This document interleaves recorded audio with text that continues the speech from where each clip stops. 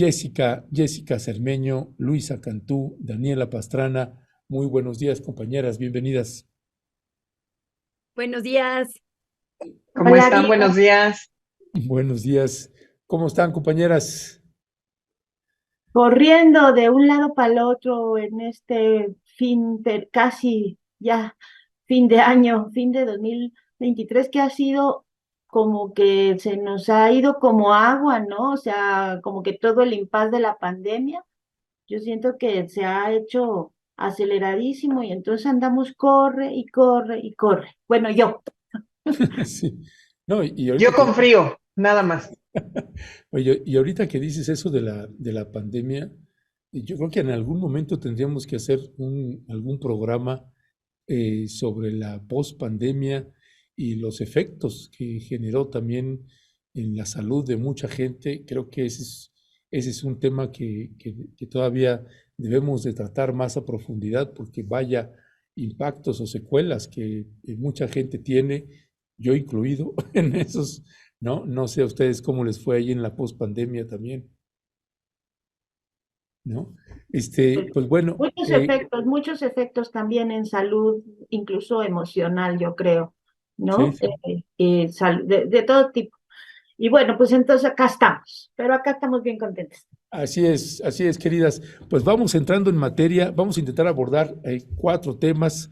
Dos mexicanos secuestrados en el Mar Rojo, otra consecuencia de la violencia en Gaza, las confesiones de Sandra Cuevas, Santa María, Madre de Dios, sobre el Partido Acción Nacional, los embates de López Dóriga contra Clara Brugada en una polémica entrevista que ya abordaremos, y la UNAM nuevamente le abre las puertas a la ultraderecha. Vaya personaje que vamos a tener de visita o que ya tenemos en estos días acá en México. Jessica Cermeño pues ha dado también cobertura a este caso de dos mexicanos secuestrados en el Mar Rojo, otra consecuencia más de estos crímenes de este genocidio que hay contra el pueblo palestino en la Franja de Gaza. Jessica, cuéntanos. Pues mira, tú ya estabas dando, mi querido Ernesto, antes de este programa, el contexto de qué es lo que está ocurriendo por allá, pero este es un caso que se dio el fin de semana pasado. Iba un carguero muy grande, el Galaxy Líder, por el Mar Rojo. El Mar Rojo es el cuerpo de agua que está entre África y entre Medio Oriente. Por ahí es una ruta muy comercial, muy importante para el traslado de mercancías. Y pues en este carguero, de repente, a mí lo que me asombra, y seguro ustedes vieron algunas imágenes, es la calidad de la producción casi cinematográfica del video que tenían los rebeldes yemeníes, los hutis, para grabar todo esto. Llega un helicóptero, prácticamente se queda en la cubierta del barco, que imagínense tiene 180 metros de largo, entonces se bajan una decena de hombres armados, someten primero la cabina de mando, que es donde está el timón, y después se apoderan de toda la embarcación. No se ve, por supuesto, que disparen. Lo que ellos aseguran es que esta es una consecuencia efectivamente de toda la violencia que está ocurriendo de Israel, y que lo que le pasó a este Galaxy Leader le va a pasar a cualquier embarcación que pase por el Mar Rojo, siempre y cuando tenga un dueño israelita, tenga incluso tripulación israelita o tengo que ver algo con Israel. Entonces, ¿por qué llega esta historia hasta México? Porque en la tripulación, que es internacional, hay gente de Filipinas, de Ucrania, de Rumania, de Bulgaria, y también dos mexicanos, dos veracruzanos.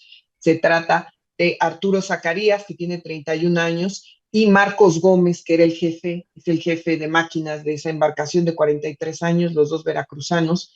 Entonces, pues preguntando yo qué había pasado con ellos, al final pude ver incluso los últimos videos, que ya seguro también algunos los han visto, de cómo se subió el jefe, uno de los comandantes de la naval del ejército yemení, a saludar a cada uno de estos tripulantes, a decirles que ellos los van a tratar bien, que no se preocupen por nada, que los van a considerar ciudadanos yemeníes. Pero al final, lo cierto es que ese buque fue escoltado hasta un puerto de Yemen, en represalia por toda la violencia que ha ejercido Israel hacia la población civil en la Franja de Gaza, exigiendo, por supuesto, que eso se frene. No saben lo terrible, digamos, para las familias mexicanas, es que no saben, y obviamente las de toda la tripulación, qué está pasando con sus familiares. Lo que nosotros hemos podido investigar es que ellos continúan a bordo de la embarcación y que pues no les han, digamos, hecho nada. Había una preocupación porque el portavoz del ejército yemení decía que iban a tratar acordes con las enseñanzas islámicas a la tripulación. Lo que no sabíamos era pues si acorde como si fueran en contra del Islam o si fueran sus aliados. La verdad es que no explicaron más. Entonces, por ahora ellos continúan en la embarcación, no es algo raro para los tripulantes que pueden pasar meses ahí adentro, pero lo cierto es que están secuestrados por la situación que se está viviendo en la Franja de Gaza. Y además el grupo de los Hutis es un grupo relacionado sobre todo con Irán, que gobierna todo el norte de Yemen y que tiene gran control territorial por lo que ocurra en el Mar Rojo. Ellos, si ustedes se meten a ver en redes sociales, incluso la producción que tienen para mostrar, producción audiovisual me refiero, para mostrarle al mundo todos los grupos de, digamos, vigilantes del Mar Rojo que ellos han generado, que están totalmente armados, que están obviamente hasta con chalecos antibalas y que ya le avisaron a toda la comunidad internacional que no pueden pasar por ahí. Los buquis, ahí está el Mar Rojo, efectivamente no pueden pasar. Yemen es la parte de abajo, bueno, estoy señalando, ustedes no pueden ver lo que señalo, pero eh, eh, lo importante es hacer una reflexión, ¿no? De todo lo que está desencadenando la violencia en la Franja de Gaza y cómo cada vez, si no se para esta violencia, cada vez vamos a ver consecuencias más de ese estilo, porque hay, por supuesto, los gobiernos más radicales del lado musulmán están haciendo cada vez alianzas más fuertes para hacer este tipo de acciones, y que eso significa que nos afectan a todos, ¿no? Y me refiero a todos, a todo el planeta, y que hay que hacer una reflexión ahora que podemos hacerlo con estos dos mexicanos que están allá secuestrados, ¿no? Y que no sabemos gran cosa y no sabemos cuándo los vayan a liberar. Gracias, gracias, Jessica. Pues Luisa Cantú, ¿qué decir al respecto? Pues honestamente yo no podría agregar mucho más a todo lo que han dicho ya sobre este genocidio que estamos viviendo. Creo que es lo peor que le ha tocado ver a nuestra generación. Sobra hablar de infancia, sobra hablar de crueldad. Digo, creo que todo eso ya lo has puesto un montón, lo ha puesto un montón de Pimiento sobre la mesa.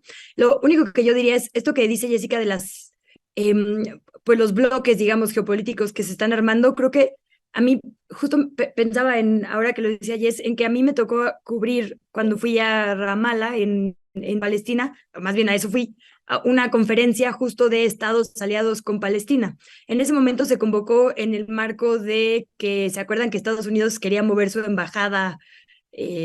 A Jerusalén. Su embajada del lugar, exacto, a Jerusalén, de Tel Aviv a Jerusalén. Un poco como para marcar territorio y hacerlo oficialmente la capital en un territorio compartido, digamos, en este momento. Y se convocó a una conferencia de estados aliados, y me acuerdo muy protagónicamente, por ejemplo, de Portugal, me acuerdo muchísimo de Irlanda, me acuerdo de Ghana, que era además como de las posturas mucho más duras, ¿no? En contra de esta ocupación israelí y demás.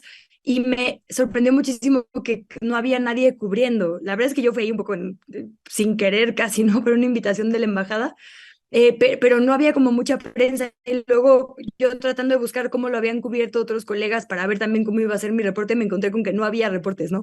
A pesar de que se dijeron pues cosas muy duras, desde cifras hasta planes, posturas de diputaciones, justo de diputados africanos que eran bastante duros con lo que están diciendo, pero parece que ese lado del mundo, que esas visiones no nos interesan a la prensa internacional, ¿no?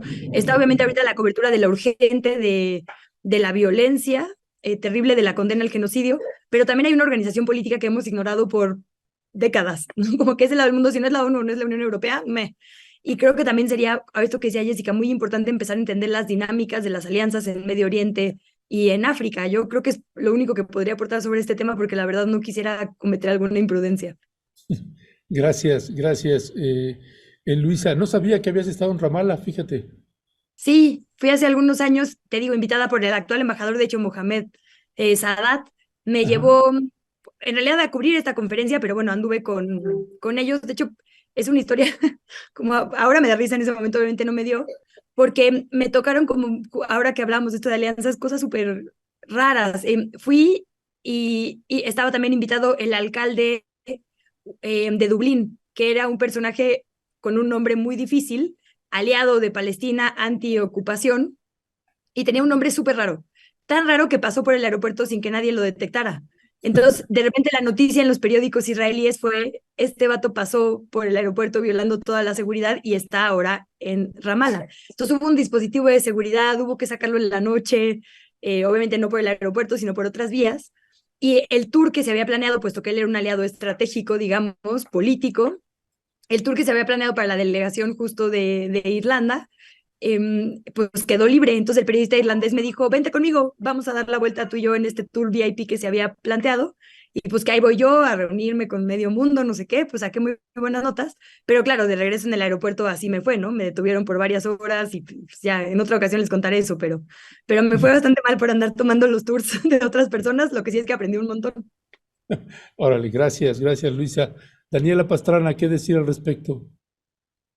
Y mira, yo de lo del secuestro, hoy traemos una nota bueno, una entrevista con los familiares de uno de ellos. Ahí estoy un poco confundida, entiendo que ya, o sea, que solo es un secuestrado y que la otra persona salió libre. Eso quizá Jessica nos lo puede confirmar mejor, porque en la noche que estaba viendo la información de esto, había como esas versiones, ¿no? De que el otro estaba de vacaciones.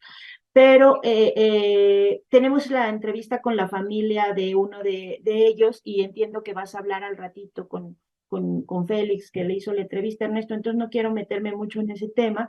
Sí quiero decir que todas las acciones o sea, que todas las implicaciones, todavía no estamos dimensionando todas las implicaciones que están teniendo en la economía, en los reacomodos geopolíticos que hay, la situación que ahorita se está viviendo o que se ha estado viviendo en Gaza. Eso creo que todavía no logramos entender todas las implicaciones que tiene.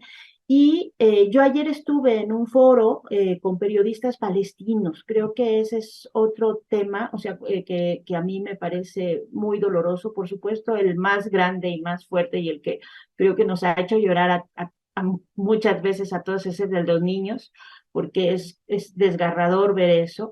Pero el caso de los periodistas, van 50 periodistas, o por lo menos 50 periodistas asesinados en 50 días, y el foro en el que estuve, el que me invitaron también colegas de Madrid que están promoviendo un pronunciamiento por el derecho a informar y el derecho a ser informados, creo, de toda la población, porque pues ya no hay periodistas, han matado a todos los que podían estar informando lo que pasaba dentro de Gaza y han matado a sus familias.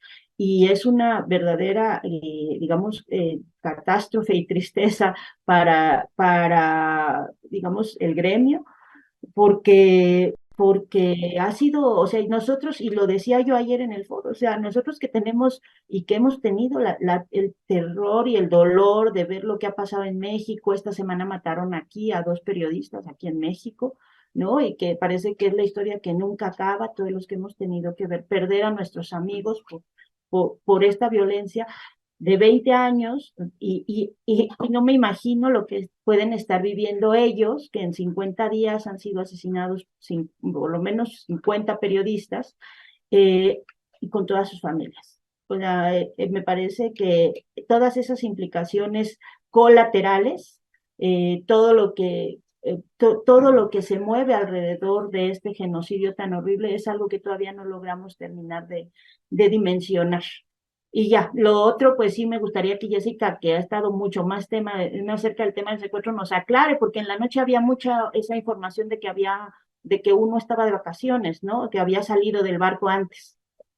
No, es que esa es la confusión desde el principio, yo se los explico porque son 2 mexicanos los que están siempre en la tripulación, pero uno digamos, el que estaba a principios de noviembre, que es Manuel Hernández Rolón, entre el 8 y el 12 yo todavía no pude identificar cuándo se baja de la embarcación porque empezaban sus vacaciones, pero lo sustituye un mexicano, que es Marcos Gómez.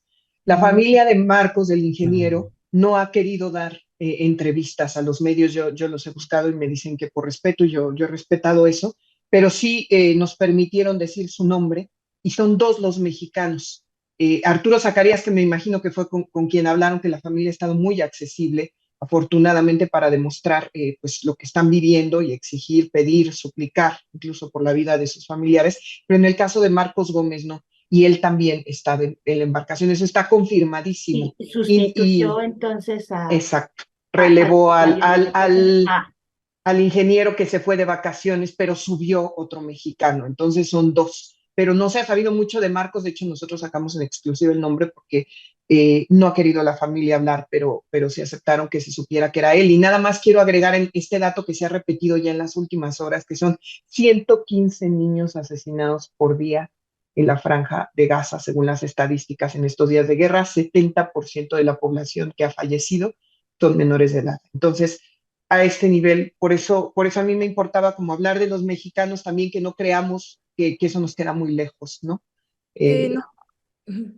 No, y ahorita que decías eso de las cifras, te digo, los periodistas, pero también el personal médico, ¿no? Justo denunciaban no solo los locales, sino Médicos Sin Fronteras, este ataque directo, el asesinato de 3 personas, y las entrevistas que han dado los médicos son brutales porque estas miles de muertes, ayer leía a Lidiet diciendo 7,000, hay otras fuentes que siguen diciendo 4,000, las que sean, es una brutalidad, pero las y los sobrevivientes también, nos están desinfectando los hospitales con vinagre, hay amputaciones cesáreas que se están haciendo con paracetamol. O sea, es una tortura, pues, de unos niveles de crueldad que yo de verdad no me puedo imaginar. Y hay que ponerle la mira, porque ahora que dicen esto del alto al fuego para corredores humanitarios y liberación, todas las veces que han dicho eso han bombardeado exactamente las salidas. Entonces, híjole, yo no sé qué más tiene que elevarse en la condena internacional para que haya reacciones de parte del Y Estado. además, Mm. perdón, Dani, Luisa, pero Israel volvió a esta tregua, no se hizo hoy, iba a empezar hoy, ¿no? Iban a empezar a liberar y al final no se hizo y depende de un hilo. Sí, Se recorrió, sí. se pospuso para el día de mañana, ¿no? Yo estuve ahí también en Egipto, porque estuvimos gestionando para tratar de llegar a Rafah, esta parte fronteriza con Gaza, pero no, simple y llanamente tienen cerrada esa parte. Y con respecto de los colegas periodistas, pues también hay una frustración de varios colegas periodistas palestinos que están en Egipto, y que no se puede entrar. Varios de ellos son de Gaza, ¿no? Y pues tienen la familia. El embajador de Palestina en Egipto que entrevisté allá es de Gaza también, ¿no? Hay una desesperación tremenda que se puede percibir. La parte de, están intentando sacar una cifra aproximada de cuántos niños están desaparecidos en los escombros que no forman parte de la cifra.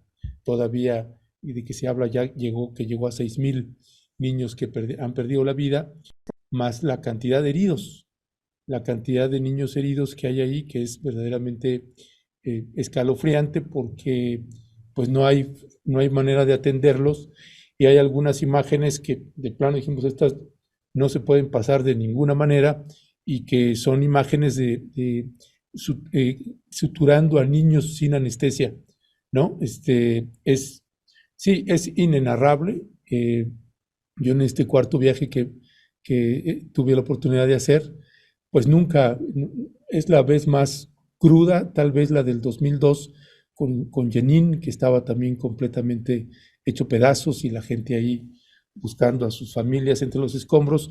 Ahorita en Cisjordania, pues la situación se recrudeció durísima y tampoco se habla muy poco de eso. Más de 200 personas han perdido la vida, han sido asesinadas por el ejército israelí solo en Cisjordania, en poco menos de un mes, ¿no? Así que sí, es una situación verdaderamente crítica, y que de esos 4 viajes, yo sí puedo decir que el último que había hecho, el anterior, fue en el 2017. Así que de los 4 viajes que me ha tocado hacer, esta es la vez que vi una aceleración verdaderamente importante de crímenes de apartheid y de genocidio, porque es tremendo lo que está sucediendo en varios poblados de Cisjordania, más lo que sucedía ya de por sí en Gaza desde hace más de 20 años, y que pues estamos tratando de, en cada uno de los reportajes, llevamos poco más de 10 reportajes publicados sobre lo que está sucediendo, tratando de contextualizar, que cómo explicar lo que está sucediendo ahorita, pues no se explica solo a partir del 7 de octubre, sino hay una historia atrás, y eso es lo que hemos estado intentando hacer, colocando las historias y pues mostrando audiovisualmente pues cuál es la realidad que se está viviendo en esa región de Medio Oriente. Si les parece, vamos pasando al siguiente tema, que tiene que ver pues aquí con regresándonos a México, y pues tenemos ahí un video de este personaje que pues es el personaje preferido de Jessica Cermeño, que es Sandra Cuevas. Sandra Cuevas pues dio una conferencia e hizo revelaciones importantes, ¿no? Pues podemos ser a lo mejor críticos de Sandra Cuevas de muchas maneras, pero pues se le percibe ahí una franqueza cruda, y de verla, pues además, quién manda en el Partido Acción Nacional, por lo menos acá en la Ciudad de México. Así que vamos a ver este video y regresamos con ustedes. Porque para quienes no lo saben, vecinas y vecinos, quien toma las decisiones en el PAN es Jorge Romero. Y sentados los cuatro, me dice: Sandra, vine personalmente a hablar contigo, porque este par de pendejos, refiriéndose a Taboada y a Taide, no saben el valor político que tú tienes. Por eso vine a acordar yo contigo. Vine a acordar contigo y a decirte que no queremos que te vayas, que reconocemos el trabajo que has hecho en la Cuauhtémoc, que reconocemos que has salido a defender al frente siempre, que has sido oposición. No queremos que te vayas. Yo me comprometo a que tú puedas, como parte de la sociedad civil, contender, participar por la jefatura de gobierno. Pero que si no quedas, habrá posiciones para ti. Y lo estoy diciendo yo, Jorge Romero. Nos dimos la mano, hubo un acuerdo. Sin embargo, resulta que no se cumplió ese acuerdo. Pues bueno, ¿qué decir, mi querida Jessica Cermeño? Yo voy a decir algo que quizá para esta mesa sea muy fuerte, pero esta semana yo estoy de acuerdo con el análisis de Sandra Cuevas sobre el frente opositor. Debo decir que cuando ella asegura que hay una falta de proyecto en la posición de la Ciudad de México, me parece que está en lo correcto. Sé que me van a hacer bullying durante todo lo que queda del año por esto, pero la verdad es que, digo, ya a ella le encanta dinamitar las cosas, me parece, ¿no? Lo hemos visto en varias ocasiones, además es muy pintoresca, ya lo hemos hablado, pero lo que ha dado a conocer en los últimos días de en qué condiciones se encuentra la oposición para contender por la jefatura de gobierno, de cómo están peleados Adrián Rubalcaba, ahora con el PRI, de cómo ella se va a salir con la fuerza que ella dice tener lo único que refleja es que en realidad de ese lado, digamos, de la política de la Ciudad de México, no solo están hechos bolas, sino peleados, que les falta una estrategia que ni siquiera pudieron aprovechar porque lo podrían haber hecho. El escándalo, digamos, que generó que se quedara entre algunos sectores, porque por supuesto no entre Morena, que se quedara Clara Brugada con la candidatura de la Ciudad de México entre Omar García Harfuch, que inmediatamente por lo menos pudieran posicionar todos juntos a un candidato, no lo logran, se pelean. Entonces, a mí me parece, por supuesto, un escándalo lo que ella revela después, lo que dice de Jesús Ortega, el líder del PRD, que además todos los periodistas y los que hemos estado cerca de él, pues lo sabemos, ¿no? Y digamos cómo hace política y en qué condiciones hace política. Pero El otro, Yo creo el otro que, mucho, de Zambrano. Zambrano. perdóname, sí, te estoy diciendo, no, estoy diciendo, discúlpame, don Jesús Ortega, No, don no, Jesús es Zambrano más diferente. bien, Que no es aunque, lo aunque mismo, sea pero lo es igual. mismo. Que no es lo mismo, pero es igual. Sí. Sí, discúlpeme, por favor. Entonces yo lo que creo es que efectivamente son unas bombas las que lanzó Sandra Cuevas, no sé cómo se vayan a arreglar y si va a ser, no entiendo tampoco, ya me explicarán esto de su frente diamante, ¿no? ¿Qué es lo que va a hacer en la delegación Cuauhtémoc, que es, parece su jardín, ¿no? De que va a quitar toda la publicidad de todos los que ella considere que son malos políticos o va a poner un policías a hacer, no, no sé. Entonces, pero en el diagnóstico, creo que Sandra Cuevas ha revelado algo que le está pasando, bueno, que pues, desde mucho tiempo a la posición que no existe ningún proyecto y además ninguna alianza en realidad real, que solamente es por cargos, ¿no? Y que por eso están enfrascados en los problemas en los que están. Y ya me callo. Gracias, gracias, Jessica. Luisa, tú también avalas lo que dice Jessica para que no la dejes sola ahí en los ataques furtivos. 23 de noviembre, nunca vamos a olvidar este día, Jess. El día que estuviste de acuerdo en algo con Sandra Cuevas. No, la verdad es que sí fue un deleite. Yo la vi completa varias veces, porque como bien dice Jess, repartió, bueno, había mucha expectativa, porque hay que retroceder un poco en el chismecito de la capital. Consta que yo me tenía que ir, pero obviamente no me voy a perder este momento sabroso, ¿verdad? Del chismecito. Primero, Víctor Hugo Lobo renuncia al PRD. Víctor Hugo Lobo era, según dicen ahora que ya se separaron, aunque quién sabe, porque también eso son movidas políticas, pareja de Nora Arias. Nora Arias es la presidenta del PRD en la Ciudad de México y son la cúpula, el Padierna y Bejarano de la Cuauhtémoc, son Nora Arias y Víctor Hugo Lobo de la GAM, que como bien sabemos aportan muchísimos votos. Son alcaldías muy importantes. Entonces, se han estado turnando la alcaldía entre uno se va al Congreso y otro a la alcaldía, luego cambian y así, ¿no? Entonces son figuras muy importantes para el PRD. Truena Víctor Hugo Lobo con el PRD primero. Simultáneamente truena Adrián Rubalcaba con el PRI, el alcalde de Coajimalpa, que también es como de los pocos bastiones priistas que quedan aquí en la ciudad. Alito Moreno vive en Coajimalpa, es como una zona priista, y truenan estos dos liderazgos locales sumamente importantes. Tiene a la diputada Barrón, que es de Coajimalpa, del distrito de Coajimalpa, de la cabecera, Adrián Rubalcaba, y entonces venía esto con que si esto podría reconfigurar, Víctor Hugo Lobo actualmente es diputado, el tema de la ratificación de Ernestina Godoy. Entonces, pánico en la oposición. Todo porque decidieron cupularmente Jesús Zambrano, Marco Cortés y Alito Moreno designar a Santiago Taboada. Habían pasado semanas, Andrés Atay del dirigente local, Ismael Betanzos del dirigente del PAN, Betanzos del PRI y Nora Arias del PRD diciendo, no, aquí también vamos a hacer foros, va a haber una encuesta, va a haber varias etapas y finalmente en enero sabremos quién es el finalista. Pero se reúnen los líderes federales y dicen, no, está muy bien su relajito local, pero en realidad vamos a decidir nosotros y pactan a Santiago Taboada. Entonces, bueno, esto genera una serie de rupturas por ahí que eran como la antesala. En medio de todo eso y de este como romance que tiene Sandra Cuevas, porque va a la conferencia Rubalcaba y dice, vengo aquí a decirte que tienes mi amor, y a la alcaldía Cuauhtémoc, que ya ven que pues, le pertenece, ¿no? Entonces vengo a decirte que aquí cuentas con la Cuauhtémoc y con mi amor. Ahora, de perfecto, sí, un abrazo ahí medio incómodo y se va.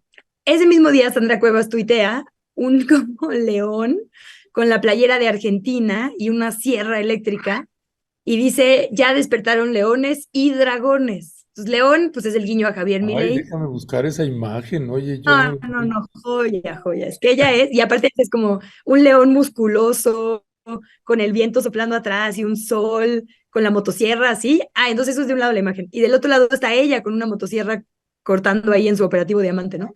Entonces, como que se compara con Milei, pero estratégicamente pone la palabra dragones, que es el autoapodo que se puso Adrián Rubalcaba, ¿no? Entonces, como que se estaba construyendo esta historia, como que parecía una historia de amor, empiezan a insinuar que van a ser un bloque como, pues no de Morena, pero bueno, sabíamos que ahí estaba el Verde y que ahí estaba también el PT, digamos, como partidos aliados, y el bloque opositor con el que estaban rompiendo. Entonces dice Adrián Rubalcaba, mañana van a anunciar algunos diputados que, insisto, importan porque está el proceso de ratificación de la fiscal Ernestina Godoy, y algunos alcaldes que se van a venir conmigo, alcaldes de la franja, digamos, ganada por la oposición en el 21. Entonces, la verdad es que remueven mucho, había muchísima expectativa. Y Sandra Cuevas sale o sea, superar la expectativa que había, que ya estaba muy buena. Entonces, abre esta conferencia de prensa, dice, Alito no vende a su madre porque está muy grande. Zambrano es un borracho, siempre que me recibe está pedo, ¿no? Básicamente. Y el PAN, hasta ella dice solita, el PAN me pidió la dirección jurídica y la dirección de obras. Y todavía le dice a la prensa, ¿por qué? Y la prensa, por el cártel inmobiliario. Así, un gran momento, la verdad, para el periodismo. Y luego empieza a acusar a Nora Arias, a la perredista, de que le pidió 200 plazas para aviadores, para pagarle a gente del PRD sin hacer absolutamente nada, y que le pidió unas plazas de honorarios para la gente que haga campo. Ahora sí que para afiliar gente en el PRD en campo en la alcaldía. Pasa esto durante el transcurso de la mañana y a mediodía entra Jesús Zambrano con Denise Merker. Ándale, está la imagen. Mira nada más. Y entonces el pie de foto decía eso, como despertaron leones y dragones. Entonces como que claramente parecía que estaban haciendo como un contrabloque, ¿no? De oposición, porque dragón, insisto, es Adrián Rubalcaba. Sale entonces ella a quemar naves, a decir todo esto, y Jesús Zambrano contesta a mediodía, ay, a ella ni sabemos quién es, en realidad ni era del PRD, nos la trajo Ricardo Monreal para quitar a Dolores Padierna. Y entonces, pum, ya, todo lo que habíamos especulado sobre la doble operación que hizo Ricardo Monreal para perder la ciudad, pues tiene por lo menos ya sustento en líderes perredistas que le están contestando desde la entraña, Jesús Zambrano, a estas declaraciones que hizo en la mañana Sandra Cuevas de que era un borracho. Entonces, la verdad es que parece una conferencia, la verdad que reveló muchísimas cosas. Que Jorge Romero mandaba en el PAN, pues ya lo sabíamos, ¿no? Pero como han ido pasando las cosas, podemos, digamos, pues atar cabos, ¿no? Ahora sí. Y entonces, decía ayer Damián Cepeda del PAN, es que esta negociación estuvo pésima, ¿cómo es posible que le hayamos dando tantas curules al PRI? Pues ahí está, porque se definieron los candidatos en favor del PAN, el propio Zambrano dijo, pues sí, personalmente tomé la decisión de negociar, eso lo dijo con nosotros en Notición en la mañana, sí, es verdad, nos saltamos el proceso democrático que habíamos dicho, personalmente yo valoré que era más, ¿estoy trabada? Sí, ¿verdad? Ah, no, No, es ya. que me va internet, más importante la alianza que poner a mis candidatos. Y entonces ayer que sale Cepeda a decir, pues es que estos negociaron terrible darle al PRI la Cámara, empezamos a darnos cuenta que en realidad son estos tres liderazgos dinamitando sus partidos, dinamitando a sus bases contra tener puestos de incidencia y dinero, que la verdad es lo que parece interesarles a estos liderazgos locales. Y lo que se demostró es que mientras en Morena se está empoderando muchísimo al liderazgo local, que es Clara Brugada, del otro lado están dinamitando lo que les quedaba con dirigencias locales. Y ya, porque me podría seguir aquí en el chismecito, pero por ahí dejo el primer saque. Gracias, Luisa. Daniela, ¿qué decir? Ah, bueno, yo la verdad es que agradezco mucho que me estén contando todo esto porque no había puesto mucha atención. A mí, Sandra Cuevas y esto que hace me parece tan poco confiable. No porque no crea nada de lo que dice, o sea, por supuesto que lo creo y más con todas estas conexiones que hace Luisa, pero son personajes como como Elena Chávez, la del Rey del Cash, nada más que al contrario, ¿no? Que entonces un día te pueden contar una cosa y otras, y cuánto es de verdad que me dijo o no me dijo, no lo sé, porque me parece absolutamente un ser en el que no le confiaría ni 2 minutos de mi vida, nada, ¿no? Y que suele ocurrir, y ayer lo reflexionaba porque pues sí, a uno le gusta que diga cosas horribles de otros señores que tú sabes que son unos mafiosos. Pero al final de cuentas, eh, también pienso que tenemos que poner mucho los pies en la tierra de qué información puede ser confirmable y qué información no, y qué información nos sirve para tomar decisiones y qué información no. Porque si no pasa como estas cosas que siempre lo diré yo, lo mismo pensaba de Anabel Hernández hace años, ¿no? Cuando toda la gente me decía, no, es que es lo máximo y la mejor investigadora, yo decía, tiene estos problemas. Y ahora que critica mucho a las cosas de López Obrador, de la misma forma que criticaba otras, digamos, a la oposición, pues entonces, pues yo digo lo mismo, o sea, para mí era poco confiable antes, es poco confiable ahora, es poco confiable Elena Chávez y es poco confiable Sandra Cuevas. Entonces, aunque la información que da pueda parecer muy buenísima, y sí sirve, o sea, sí creo que hay una parte que sirve como ya haciendo estas conexiones, como las que estaba haciendo ahorita Luisa, y viendo un poco quiénes son los personajes y sobre todo cómo están operando los líderes políticos en la ciudad, que sí son bastante mafiosos, y en el partido y a nivel nacional. Sí me parece también riesgoso estar sobredimensionando lo que hacen, lo que dicen estos personajes. La experiencia más cercana, y con eso voy a cerrar, que lo hemos estado analizando mucho, es cómo se fue creciendo Javier Milei, justo porque o sea, porque tenía una exposición pública permanente, constante, para criticarlo porque estaba loco, para no sé qué, porque no, y al final de cuentas, pues esa exposición pública fue la que lo catapultó. Entonces, tener como referente a Sandra Cuevas para poder decir, es que está demostrando estas otras cosas y que todo hablemos de ella, pues no, a mí yo voy a estar siempre desconfiando y siempre voy a estar pensando que no es bueno tampoco darle tanta atención a las cosas que haga ella y cualquier personaje así, ¿no? Ya, gracias, mi querida Daniela Pastrana. Pues tenemos el siguiente tema. Yo, yo te agradezco, Luisa, también este recuento, porque sí, yo tenía algunas piezas ahí todavía sueltas con el viaje que tuve, pero esto me permite, voy a buscar también ese material porque creo que es importante también para entender cómo funcionan las corrientes políticas aquí en la Ciudad de México y que creo que son elementos, confesiones muy útiles porque te permite, y a la audiencia, a la ciudadanía, le permite entender cómo funcionan las corrientes y esta falsedad que hay a la hora de elegir candidatos o candidatas para cargos públicos, sea alcaldías, sea diputaciones, sea senadurías, lo que sea. Me parece que es muy importante esta parte porque devela que de proceso democrático estamos todavía bastante lejos y que este sistema partidista que tenemos en el país pues todavía está lejos de que podamos tener un sistema realmente democrático donde se le permita a la gente realmente elegir y no simular ahí o encuestas o lo que sea y no estarla simulando. Así que pues muchísimas gracias. Creo que son confesiones bastante útiles, particularmente porque además son hechas desde el estómago, que es cuando se enojan y entonces confiesan cosas que no sabíamos, como esto que dices de Ricardo Monreal, no, sino la trajo Ricardo Monreal, pues el dato es tremendo también, me parece bastante útil. Así que bueno, pues estaremos dándole seguimiento a eso.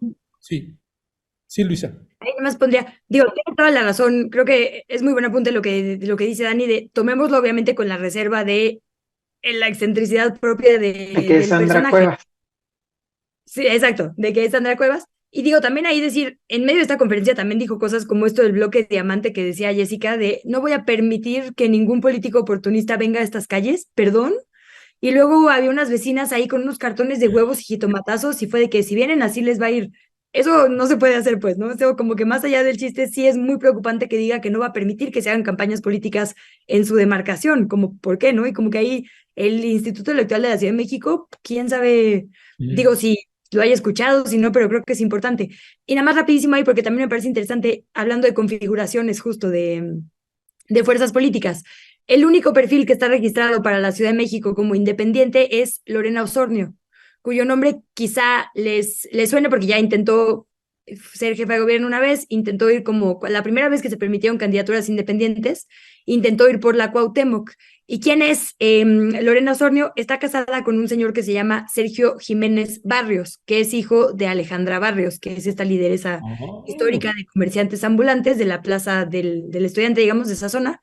Ella, Barrios, fue diputada por el PRI, siempre han tenido, digamos, una alianza con el PRI, pues muy importante territorial, digamos, y pues sabemos que en la Cuauhtémoc no se puede gobernar si no hay una alianza o por lo menos una negociación con los líderes y las lideresas, en este caso que han sido históricamente Guillermina Rico, la propia Alejandra Barrios en la capital, y ahora que está intentando competir una vez más, pues habla muy bien de Sandra Cuevas. Justo dice que ha tenido ahí una muy buena relación y demás, entonces yo pongo eso también como otro elemento importante a analizar, pues porque por lo menos ahí no hay un enfrentamiento, a pesar de que pues habían estado normalmente con el PRI. Le pregunté el otro día justo como, oye, ¿qué tal te ha tratado Sandra Cuevas? Porque dijo que no iba a dejar que nadie hiciera campaña. Y dijo, no, muy bien, con ella hay una muy buena relación, ¿no? Entonces, pues ahí también como ir viendo que no solo son los actores políticos los que juegan muchas veces en la ciudad, no podemos obviar, digo, siempre hablamos de los empresariales y económicos, pero hay también otros liderazgos que sobre todo en territorio de la ciudad juegan un montón. Sí, yo añadiría ahí en esa parte que señalas, que a mí sí me parece importante las revelaciones porque finalmente deja al descubierto a una clase política y particularmente al del Partido Acción Nacional para la Ciudad de México, Taboada, que le están dando muchísimo espacio en los medios de comunicación, en los medios corporativos, como lo hicieron con Omar García Harfuch, que además el trato que le dan es completamente distinto al que podíamos ver que le podían dar a Hugo López-Gatell, por ejemplo, ¿no? Así que creo que es importante esa parte porque sí nos aproxima a entender cómo funciona dentro de las alcaldías a la hora que ya son alcaldes, cómo son las negociaciones. Pocas veces habíamos escuchado este tipo de confusiones, perdón, de revelaciones, y esta parte de que no salgan a desmentirlo, ¿no? Que no salga a desmentir Santiago Taboada lo que está diciendo Sandra Cuevas, pues también te da una idea de por dónde puede ir esto. Así que yo sí celebro, independientemente que consideremos a Sandra Cuevas como la consideramos, pues bueno, son información que me parece útil. Ni Mario Delgado, ¿eh? Una cosa, Mario, perdón, y pero Mario es que Delgado. sí quiero, o sea, hay una cosa que yo sí, creo que es importante, pero también creo que hay que pedir la validación, porque esto mismo que estás diciendo, Ernesto, me lo han dicho otras personas en el caso de lo del Rey del Cash, de Elena Chávez. Dicen, pero es que ella estuvo ahí y ella supo y ella se enteró y te permite enterarte cómo funciona el gobierno y cómo consigue dinero. Y mi respuesta ha sido la misma en el sentido contrario. Sí, pero pues ¿dónde está una pruebita, ¿no? De lo que está diciendo. Y aquí, aunque todo es tiene mucha verosimilitud y realmente muchas de las cosas las podemos ir conectando, sí creo que falta la parte, no le vamos a pedir quizá una pruebita, pero sí de validación y de confirmación de otras personas, o sea, incluso de investigaciones periodísticas, porque si no, pues es que es el mismo argumento y cada quien cree la parte que le quiere creer de la política, o sea, y del opositor o del contrario, como sabemos que son mafiosos, pues no lo creemos, pero lo mismo en el caso del gobierno, dicen exactamente lo mismo. Y entonces, en ambos casos, yo digo, en todos los casos necesitamos una validación más que el testimonio de una persona que me parece muy poco confiable. Es quizá lo que quería decir.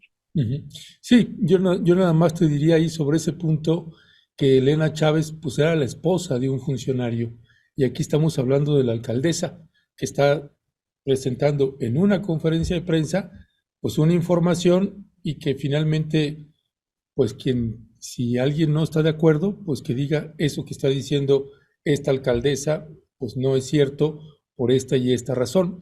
Si no lo hacen pues bueno ya se verá en ese sentido. Me parece que son personajes pues distintos ahí y que yo estaría colocando eso. Entiendo el tema de las validaciones y me parece que cuando uno ve una conferencia y dice tal persona me dijo concretamente esto y yo respondí esto y acordamos esto, ese fue el trato. Eso es lo que dijo. Si no es cierto, pues si no lo grabó o no lo filmó, pues bueno, pues sí, será difícil comprobarlo, pero creo que es información que expone a una clase política y que por lo menos esa clase política tendría que dar una explicación o decir o un desmentido sobre los dichos de esta funcionaria, que finalmente entiendo que será pues siempre apreciaciones que podamos tener unos y otros, Daniela. Si les parece, vamos pasando al otro tema que también se me hizo tremenda esta entrevista que le hace Joaquín López Dóriga a Clara Brugada. Como si este personaje estuviera libre de culpas y de una trayectoria tan oscura, pues se va a un ataque furtivo contra Clara Brugada. Evidentemente, por cuestiones de permisos de autor, pues no podemos pasar el video, pero sí el audio. Así que vamos a escuchar el audio de de esta discusión que tuvieron Joaquín López Dóriga y Clara Brugada, y regresamos con ustedes. Déjame hacer esa pregunta que es de puro sentido común. Usted no pudo ganar la encuesta de Morena. Es candidato por la paridad de géneros. ¿Cómo cree usted o cómo piensa ganar la Ciudad de México cuando no pudo ganar la encuesta de los suyos propios de Morena? Pues dos cosas te quiero decir allí. La primera, que la encuesta que importa justamente es la que ahorita se está dando y en las que estoy ganando mucho. Pero me refiero déjeme terminar. Te voy a contestar, Joaquín. Y quiero decirte que no caigas en la relatoría de la misoginia como del tema de que ganamos por género. Bien, nada más déjeme fijarle, Clara, dos cosas, ¿sí? A mí no me puede señalar de misoginia, ¿sí? Bueno, pues ¿por no, qué? Yo le estoy hablando de un hecho le nada digo más. ¿por qué? Déjeme terminar bueno, a mí. Está bien, ¿sí? Primero porque no me lo merezco, ¿sí? Porque nunca lo he sido. Bueno. ¿Sí? No me diga bueno. Dígame usted un aspecto en donde yo haya caído en eso. Pues porque la manera como usted ahorita expresó la situación, pareciera que entonces no gané la encuesta. Discúlpeme. En Morena, afortunadamente, se definió la paridad de género como un criterio, ¿de acuerdo? Entonces, es tan importante que se cumpla el criterio de género que el INE definió como el que tiene que ver. Entonces no caigamos en los relatos que dicen que ganar por género no es lo importante. Yo nunca he caído en eso, señora. Aclarado. No. Bueno, aclarado. No, yo nunca he ido en eso y con todo respeto no le permito que a mí me califique de misógino, ¿sí? Yo no estoy diciendo que usted no caigamos en relatos de misoginia. Dicho lo cual, señora, porque nadie me ha podido señalar nunca, porque nunca lo he sido, señora. Yo soy producto de la educación de mi madre, ¿sí? Entonces nada pues más cada quien defiende con sus actos, con sus palabras, señora, en fin. Oye, ¿usted viene a discutir, a debatir conmigo o no? Yo vengo a responder lo que usted me pregunta. No, yo le hago una pregunta, yo le dije... Pero no se enoje, estamos platicando con todos, señora, que la gente me conozca. Yo sé que... No nos enojemos, Joaquín, no nos enojemos. Sabemos que representamos cada quien, pero estamos aquí para platicar. Véanla. Yo no me enojo, yo soy un profesional. No se vale eso tampoco. Nada de que vean. Sí, vean lo que me está diciendo. Pues yo lo que le digo a usted, señora, me dice, yo contesto. ¿Pero qué le he dicho yo a usted? Pues lo que me está diciendo. Avancemos, Joaquín. Bien. Mire, señora, vamos a reiniciar. Jessica Cermeño, ¿cuál es tu impresión ahí sobre esto que, pues esta discusión, estos pues ataques de Joaquín López Dóriga o este debate, como usted lo quiera interpretar, de lo que usted vio?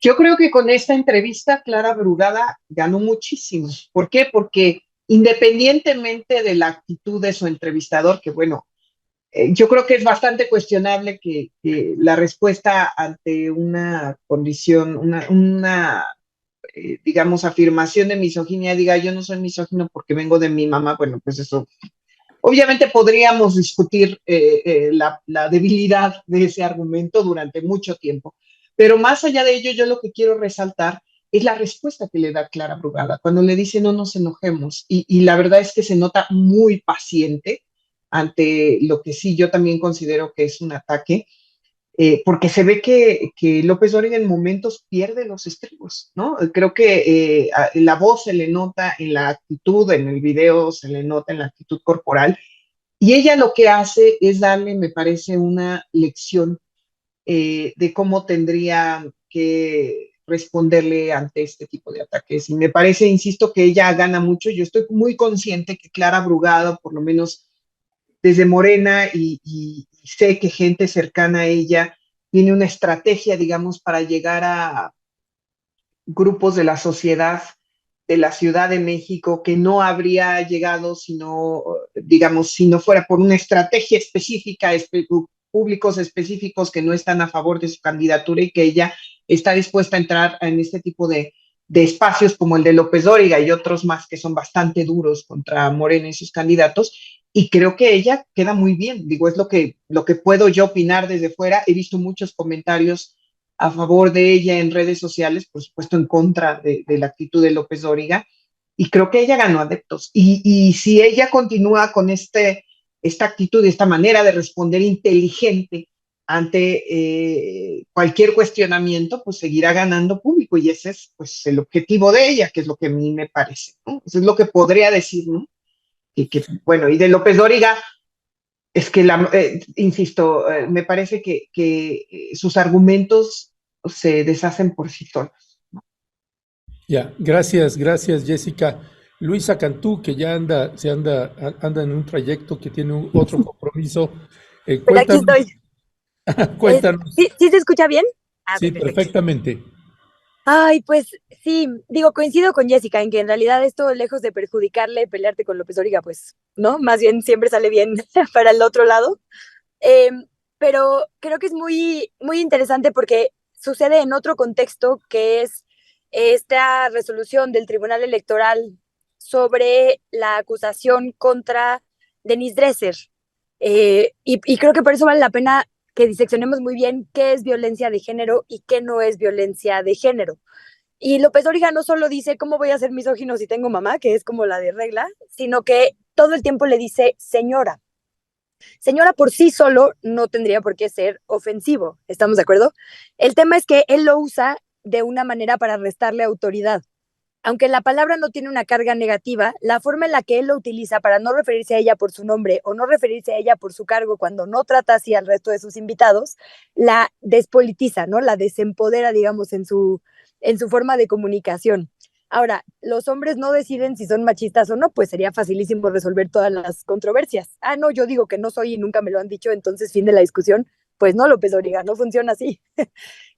Y entonces me parece importante esto de la señora y lo conecto con el tema de Denise Dresser porque Denise Dresser argumentaba, está en una mesa de análisis en Latinos y dice ella, se trata de un lío de faldas y acusa a una legisladora, después de haber dicho esta frase que es absolutamente misógina, de ser novia de Adán Augusto López, ¿no? Y que por eso tenía lo que tenía.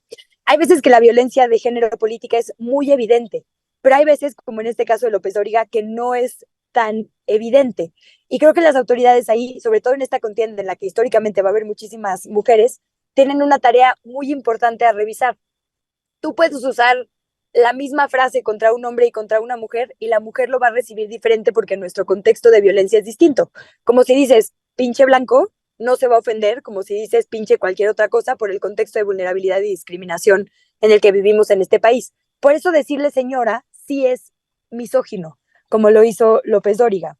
Y en el tema de Denise Dresser me parece muy importante conectarlo y solo lo pongo sobre la mesa porque también pasó esta semana, ayer lo tuiteaba Andrea Chávez. Es muy importante que se hable de por qué tenemos que erradicarla. Y la magistrada Lozano del Tribunal Electoral lo dijo fantásticamente. Dijo, sí es un tema de violencia psicológica, de violencia simbólica contra las personas, pero también desincentiva la participación femenina. Si Clara Brugada va a tener que estar lidiando con señores que la traten mal y que la ninguneen cada que va a una entrevista, es un desincentivo. Si las mujeres políticas jóvenes las van a acusar de que están ahí porque son novias, que fue la palabra textual que se usó de alguien, es un desincentivo a la participación y por eso es violencia política de género. Y es muy importante erradicarla porque necesitamos la participación. Entonces, para que haya participación en igualdad de condiciones, tiene que haber, en primer lugar, participación y no hay que desincentivarla. Entonces, López Dóriga cometió violencia de género, Denise Dresser cometió violencia de género, y creo que está bien que lo hablemos y empecemos a deconstruirlo, porque muchas veces no nos damos cuenta. Es algo que está como muy arraigado, evidentemente, en nuestra sociedad y sobre todo en la clase política. Y yo pues ahí nada más diría, creo que efectivamente Clara Brugada lo manejó a la perfección y le contestó una frase absolutamente lapidaria y muy elegante. Es, usted y yo sabemos lo que representamos. Honestamente me parece que no tuvo que decir más. Efectivamente, lo está tomando de quien viene. Gracias, gracias, mi querida Luisa. Daniela Pastrana, ¿qué decir al respecto? Sí, pues mira, de lo de violencia política de género, creo que puedo agregar poco a lo que acaba de decir Luisa. Pienso que no solo es eso, también es, yo nunca he entendido tampoco por qué se sigue tanto a estos personajes, por qué le dicen teacher, la verdad, me parece increíble que llegue un momento en el que voltea la cámara y diga, mírenla, o sea, como que acusando, mira, acusando a tu entrevistada con tus audiencias, o sea, es una cosa como tan extraña eso de, miren lo que me está diciendo, y bueno, pues ya como lo dijeron, es una expresión súper machista esta de que yo no soy misógino porque soy producto de la educación de mi madre, entonces necesita clases urgentes de teoría de género, la verdad, para entender justo por qué ese tipo de cosas refrendan lo que Clara le decía, los relatos de la misoginia. O sea, porque sí lo son. Cada una de sus expresiones lo es, cada una de sus expresiones. Y el tema, yo lo que quiero es regresarme al origen de lo que provocó este intercambio, que es que él le pregunta, le dice, la pregunta que tiene todo el sentido común, y yo nunca le encontré el sentido común, pero dijo, la pregunta que tiene todo el sentido común, no pudiste ganar las encuestas, pero quedaste como por paridad. Eso es absolutamente desdibujar el porcentaje de intención electoral que tuvo, de explicar el papel que tenían las encuestas en este proceso, que también ahí hubo un error, creo yo, desde Morena, de poner toda la atención en la encuesta, cuando muchas veces nos aclararon que se ponderaba con otros criterios, pero eso nunca quedó absolutamente claro. Entonces, creo que ahí hubo una, digamos, error de comunicación de las dirigencias de Morena, pero eso no significa que con toda la mala intención puedas tú llegar y de entrada preguntarle una cosa así. O sea, tú perdiste, pero estás aquí como de relleno, ¿no? Entonces, la pregunta del sentido común, ¿crees que así puedes ganar la ciudad? No, bueno, me parece de una agresividad enorme y refleja pues una cosa que justo a mí eso me muestra por qué es necesaria la paridad. Que haya mesas en televisión con 5 hombres hablando de paridad, me parece que explica por qué se necesita la paridad, porque no se entiende por qué es importante la paridad. Cuando que haya este tipo de entrevistas en las que con una actitud y otra, muy de mucha misoginia, de mucho machismo, insiste en decirle, como si hubiera entrado de regalo, como si la paridad fuera un regalo para las mujeres y no, como Clara bien le dijo, un tema de justicia a las mujeres, explica por qué se necesita la paridad, porque si no, como bien decía ahora Teresa Rodríguez de la Vega en relación con otro tema, por eso nos borran. Y digo con otro tema porque les comentaba ayer de una invitación que hay y que ha estado circulando mucho en redes sociales del Colegio de México a un seminario o a un foro que se llama la Sociología en América Latina, donde en la mesa 1 hay 4 hombres y un comentador, y en la mesa 2 hay 4 hombres y un comentador. O sea, en una mesa para hablar, en una carrera donde pues, sociólogas hay tantas, por lo menos 50% de sociólogas que de sociólogos, no se les ocurre o no pueden o no saben cómo invitar a que haya también mujeres hablando en esos foros, ¿no? Son 10 hombres hablando y explicándonos el mundo. Entonces, justo por eso se necesita la paridad, para irnos acostumbrando a que las mujeres también podemos hablar, las mujeres también podemos decir y las mujeres también podemos opinar. Entonces, bueno, pues eso yo creo que si alguien quiere saber un poco de esto, puede ir y ver nuestra mesa roja, creo que de hace, no sé si fue de esta semana o de hace una semana, donde pues explican ampliamente las académicas que por qué es importante la paridad, y creo que eso es lo que al final tendríamos que tener todos claro, por qué sí es necesario tener estos criterios de paridad para poder ir revirtiendo este machismo introspectivo.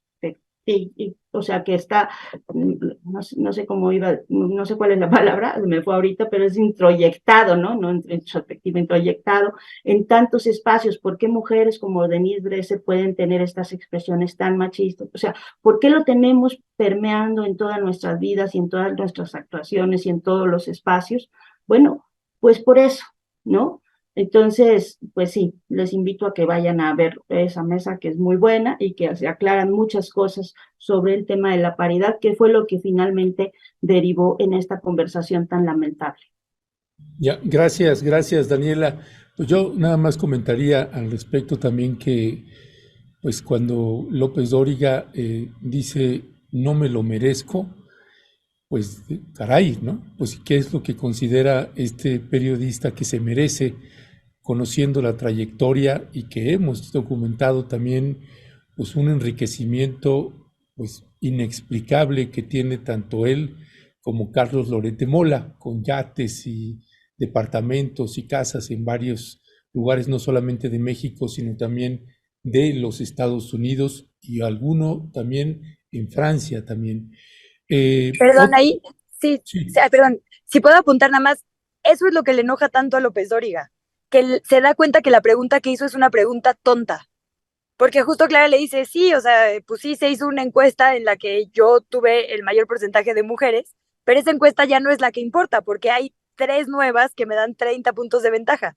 Entonces se da cuenta que está haciendo, pues que lo está poniendo en la posición de absolutamente irrelevante y de que se le fue la nota del día, porque ese día la nota era que le estaban dando 30 puntos. Y yo creo que eso es también parte como de un ego que la trata de hacer menos desde ahí.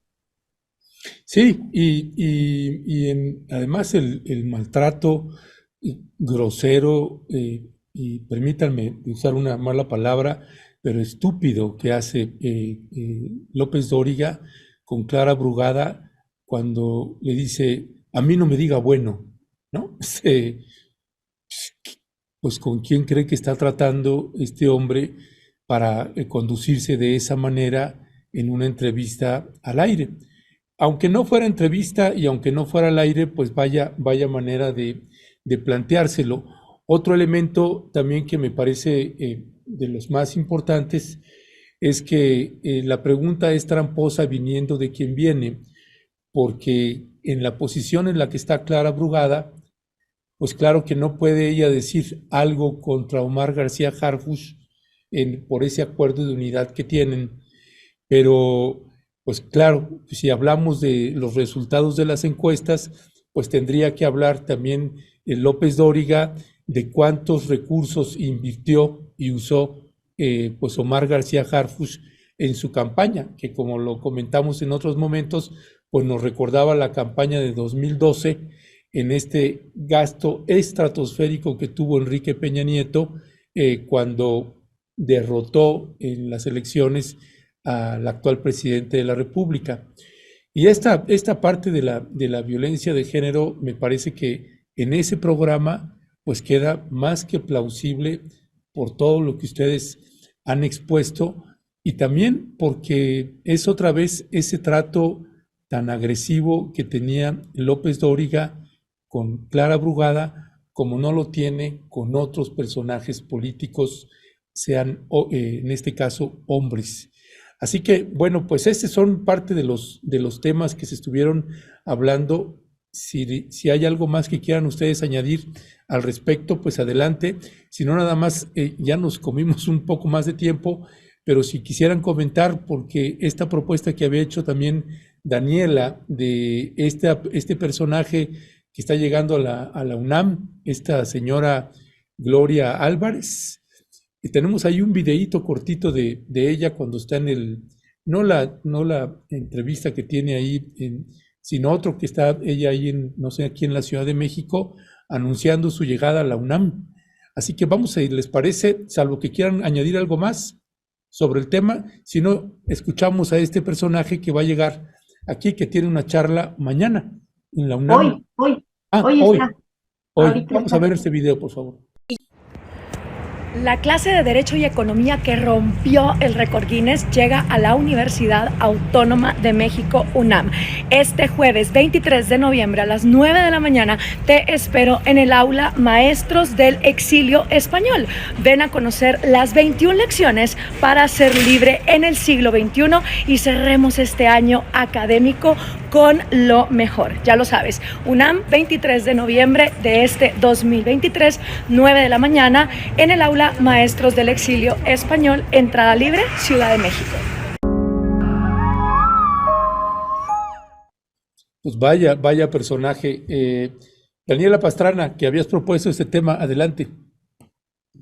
Sí, me parece terrible, pues, que la UNAM abra las puertas. Ella es una politóloga guatemalteca, influencer bastante conocida por sus posiciones. Ha escrito libros, o un libro, no sé, pero ha dado conferencias contra lo que ella llama populistas de izquierda, ¿no? Y es como, tiene un discurso tan contradictorio, y tan duro y tan difícil a veces de asimilar como el propio Javier Milei, ¿no? Entonces, que la UNAM o que las universidades públicas, para no centrarnos solo en la UNAM, abran sus puertas a estos personajes, me parece realmente delicado.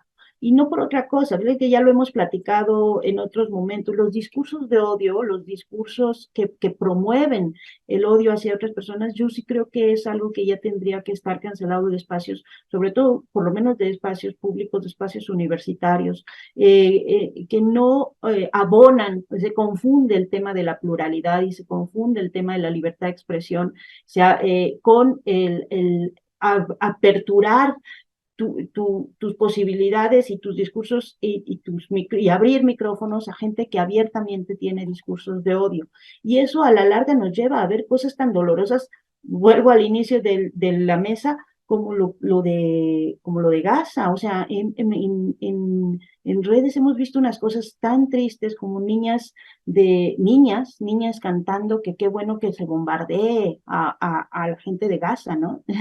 O sea, hemos visto gente disfrutando y gente aplaudiendo que hay bombardeos sobre Gaza. A esos extremos nos lleva el permitir y abrir micrófonos a discursos de odio. Entonces, que se haga en universidades públicas, que se haga en espacios que tendrían que estarse pensando y cuestionando otro tipo o sea, cosas muchísimo más constructivas, cosas, sí, con diferencias de opinión. O sea, por supuesto que es muy deseable que haya discusiones diversas, que haya discusiones que tengan incluso posiciones contrarias, pero nunca a estas posiciones que llevan a odiar a otras personas. Eso es lo que yo sí creo que es el límite de lo que tendría que permitirse en espacios y con mucho más razón en universidades públicas. Gracias, Daniela. Jessica Cermeño, ¿qué decir al respecto? Pues mira, la verdad es que yo había tenido la fortuna de no conocer a esta mujer ni saber absolutamente nada hasta que Dani me la presentó ahí en el tweet. Lo que creo, estoy totalmente de acuerdo con ella. Digo, la verdad es que hay que ver mucho. Digo, lo que ha pasado con las redes sociales es que digamos que todo mundo tiene derecho a una voz, a cultivar una voz, ¿no? En el caso, digamos, de ella, me parece una voz muy clara en la que no comparto, es absoluto, ni una influencer así, ¿no? Pero lo que sí creo es que hay que tener mucho cuidado con las universidades públicas por los espacios que representan, por lo que, como son administradas, por lo que representan para el país, que tendrían que evitar que se prestaran los espacios para este tipo de cosas, ¿no? Y totalmente de acuerdo con Dani, la verdad es que ahí ahora sí que no tengo mucho más que agregar, ¿no? Y que pues no la seguiré más a esta mujer. Gracias, Jessica. Luisa, ¿andas todavía por ahí? Luisa, creo que ya se tuvo que salir, tenía un compromiso Yo nada más añadiría a esto que dijeron ustedes, Daniela y Jessica, es que me recuerda algún tuit que leí hace algunos años de Fabricio Mejía que decía algo así, palabras más, palabras menos. Chiquillos y chiquillas, pónganse a estudiar, si no van a terminar como influencers. Pues eso es lo que me recordó cuando escuchaba a esta señora. Y si les parece, ya nada más para cerrar y que tenga usted más elementos de la mentalidad de esta señora, pues le pasamos este otro video donde pues dice lo que dice, así sin anestesia y sin nada. Vamos a escucharla. Tú publicaste junto con Axel Kaiser un libro titulado El engaño populista. A ver, ¿por qué los pueblos aceptan el engaño de los demagogos? Empieza todo con una mentalidad psicológica completamente atrofiada. Las malas ideas generan malas realidades. Las buenas ideas generan buenas realidades. Latinoamérica se dirige por pésimas ideas, por sus tradiciones psicológicas, culturales, religiosas, institucionales. Somos una región donde tradicionalmente ser pobre es una virtud, sacrificarte por los demás es lo mejor, tener amor propio es ser egoísta, es ser ególatra. Y como no premiamos el esfuerzo propio, no premiamos la productividad y en cambio enaltecemos al que se sacrifica por los demás, lo que tenemos son farsantes y charlatanes que nos venden el vota por mí, que yo me sacrifico por ti. Y es mentira, porque en la naturaleza humana está el primero velar por uno. Es como en los aviones, cuando te dicen póngase la mascarilla primero usted, ¿verdad? Para respirar y luego asista a los niños. Si tú no eres capaz de pararte en tus propios pies, de producir, de tener dinero, ¿cómo vas a ayudar a tu sociedad? Pero en Latinoamérica queremos que hordas de inútiles, sacrificados por los demás, sin amor propio, sin productividad, mágicamente se sacrifiquen los unos por los otros. Y esto nos lleva a una mentalidad colectivista que en ese libro nosotros distinguimos en 5 mentalidades atrofiadas de nuestra psicología. 1, el complejo de víctimas. Todo lo que pasa en Latinoamérica es culpa de los gringos, es culpa de los españoles, es culpa de los fifís, es culpa del otro menos mía. Entonces, como soy víctima... Eso lo hace muy bien López Obrador. Eso lo hacen muy bien todos ellos. Y como soy víctima, nunca llego a la etapa de resiliencia. Y cualquiera que vaya a terapia psicológica sabe que el quedarte en la parte de víctima y nunca salir a la parte de resiliencia te hace un inútil como individuo. Ahora imagínate una sociedad llena de personas que están convencidas que son víctimas. 2, el odio a la libertad y el amor al Estado. Tenemos en Latinoamérica esta obsesión de creer que las personas libres son demagogas, nos van a llevar a un Sodoma y Gomorra. Sin embargo, los políticos parecen no ser humanos y son como ángeles, entonces ellos saben más que los demás y creemos que depositando, esto lo hablamos la vez pasada, el fútbol, el arte, a los ancianos, a los niños, a la naturaleza, si la depositamos en el Estado, mágicamente ahí estos burócratas pues van a hacer lo mejor por nosotros. Luego está esta obsesión por la democracia. Daniela Pastrana, ¿con qué cierras? Pues ya nos dejaste ahí con el último, o sea, el de la obsesión por la democracia, ¿no? Entonces tengamos gobiernos autoritarios. O sea, es realmente, bueno, se podría hacer análisis del discurso, todas las contradicciones que tiene, pero yo insisto, el límite es que cuando se promueven discursos de odio. Y creo que ahí sí tiene que pensarse muy bien quién la haya invitado y por qué la invitaron y por qué le dan esos espacios pues en universidades públicas. Pues sí, y más en UNAM. Mi querida Jessica Cermeño, ¿con qué cierras? Con eso, es que eso es, digamos, hay mucha... Tú puedes encontrar cualquier tipo de discurso en redes sociales y eso hay que tenerlo muy claro, ¿no? Yo creo que todas las personas, como bien dice Dani, tienen derecho a su voz y tienen derecho a su discurso, pero sí tiene que haber ciertos límites en protección a las audiencias, a las personas en general. ¿Y qué más te digo? Es que, ¿qué puedo decir? Yo ya lo dije todo ella. Yo estoy totalmente de acuerdo con mi querida Dani. Yo me tengo que salir ya, prácticamente ya, amigos, me están gritando aquí. Les mando un abrazo muy grande. Gracias, gracias Jessica, gracias Daniela. Nos vemos la siguiente. Nos vemos el próximo jueves.